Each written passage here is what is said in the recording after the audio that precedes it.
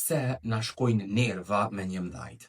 Me një modhi patologjik ose qysh njihet në psikologji narcisisti, në fakt në fillim nuk duket toksik hiç, ai duket njeri më i mirë që e ke taku në jetë. Pse? Sepse qëllimin e ka për me ta marrë vëmendjen. Gjithçka që bën në fillim është teatër.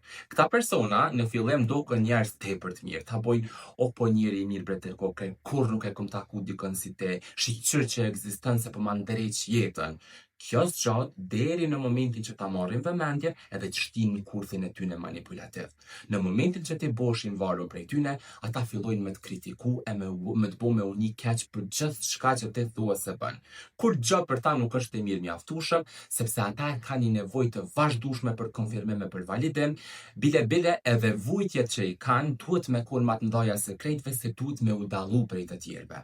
Në mesin e tyne ki me uni shumë i pamlefshëm. Çfarë do arritje që kite nuk krahasohet me arritjen e narcisistit.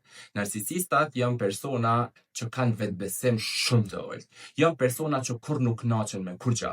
Nëse e ki edhe ti një partner, një shok ose një familjar që në fillim të ka bombardu me dashni, e masnej ka fillu me të gaslight ose me të bu me uni keq për gjithçka që ti e bën, kujdes, nuk është dashni.